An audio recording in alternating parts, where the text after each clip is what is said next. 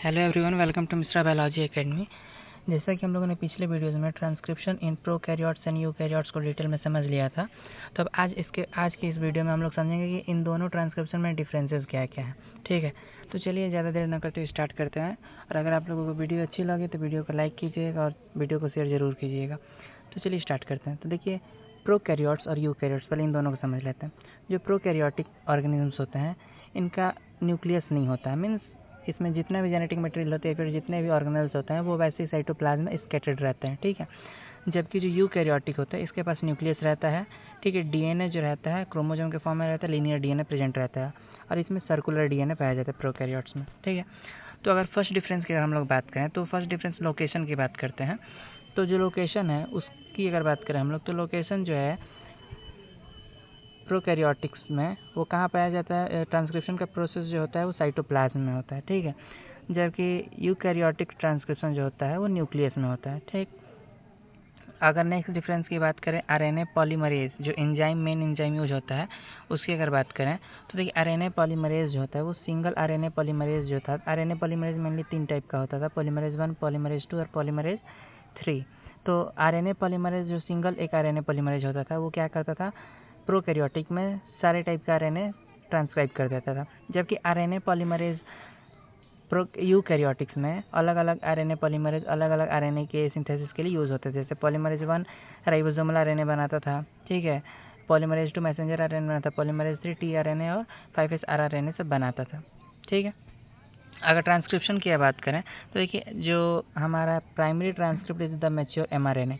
Prokaryotic में जो हमारी आरएनए बन के निकलता है वो मैच्योर एमआरएनए होता है। ठीक है, इसमें कोई भी पोस्ट मॉडिफिकेशनल चेंजेस नहीं होती है, ना कोई इसमें एक्स्ट्रा प्रोसेसिंग होती है। ठीक है, जो भी आरएनए का सीक्वेंस बना हुआ है, ये जो भी ये सीक्वेंस बना है, जो भी एमआरएनए बना है, यही क्या है, मैच्योर आरएनए एमआरएनए है। ठीक है, जबकि जो ट्रांसक्रिप्शन होता है, ट्रांसक्रिप्शन यूकैरियोटिक में होता है, उसमें एक्सॉन भी पाया जाता है, इंट्रॉन भी पाया जाता है, एक्सॉन इंट्रॉन दोनों पाया जाते हैं। तो इंट्रॉन को हम लोग क्या करते थे, रिमूव करते थे, एक्सॉन को जोड़ देते थे। उसके लिए 3 स्टेप्स यूज होते थे, कैपिंग, स्प्लाइसिंग और पॉली एडिनिलेशन। ठीक है, उसके बाद सिर्फ एक्सॉन फंक्शनल यूनिट का जो एमआरएनए बनता था। ठीक है, तो ट्रांसक्रिप्शन प्रोसेसिंग जो होता है वो यूकैरियोटिक में होता है और ट्रांसक्रिप्शन प्रोसेसिंग प्रोकैरियोट में नहीं होता है। ठीक है, नेक्स्ट डिफरेंस की अगर हम लोग बात करें कपलिंग, तो देखिए, जैसे कि हम जानते हैं कि प्रोकैरियोटिक में सिर्फ और सिर्फ क्या है,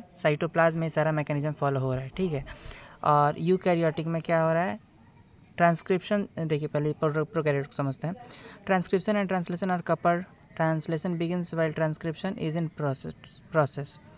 मतलब ये है कि देखिए, जब हमारा इसमें ये ट्रांसक्रिप्शन से एमआरएनए बन गया, एक मिनट, ये ट्रांसक्रिप्शन से जब एमआरएनए बन गया है, उसके बाद इसका फर्दर क्या हो जाएगा, ट्रांसलेशन स्टार्ट हो जाएगा। ठीक है, लेकिन जब हम प्रोकैरियोटिक्स के अलावा यूकैरियोटिक्स की बात करें तो यूकैरियोटिक में क्या होता है कि ट्रांसक्रिप्शन और ट्रांसलेशन कपल नहीं होता है, क्योंकि जो ट्रांसक्रिप्शन है वो न्यूक्लियस में होता है और ट्रांसलेशन साइटोप्लाज्म में होता है। और प्रोकैरियोटिक में जो है न्यूक्लियस पाया जाता नहीं है, सारा काम किस में होता है, साइटोप्लाज्म में होता है। तो इसलिए कहा जा रहा है कि कपलिंग जो है वो यूकैरियोटिक में नहीं होता है, क्योंकि ट्रांसलेशन साइटोप्लाज्म में होता है। ठीक है, और ट्रांसक्रिप्शन कहाँ होता है, न्यूक्लियस में होता है। जबकि प्रोकैरियोटिक में ट्रांसक्रिप्शन और ट्रांसलेशन दोनों कपल्ड होता है, क्योंकि दोनों के दोनों साइटोप्लाज्म में होता है। ठीक है, आई होप आप लोगों को डिफरेंस समझ में आया होगा। अगर की पॉइंट्स की बात करें यूकैरियोट और प्रोकैरियोट्स में, तो देखिए, सिंपल सी ये बात है कि जो प्रोकैरियोटिक्स उसमें न्यूक्लियस नहीं होता है, इसलिए ट्रांसक्रिप्शन जो है साइटोप्लाज्म में होता है। सिंगल आरएनए पॉलीमरेज यूज होता है, उसमें आरएनए प्रोसेसिंग नहीं होती है, मीन्स पोस्ट मॉडिफिकेशनल चेंजेस नहीं किए जाते हैं। ट्रांसक्रिप्शन ट्रांसलेशन और कपल्ड दोनों एक साथ साइटोप्लाज्म में होता है। MRNA is ready for translation immediately, और एमआरएनए बनते ही तुरंत ही ट्रांसलेशन के लिए रेडी हो जाता है।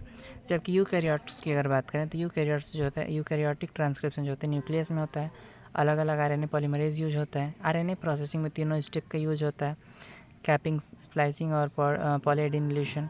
ट्रांसक्रिप्शन एंड ट्रांसलेशन कपल नहीं होते हैं।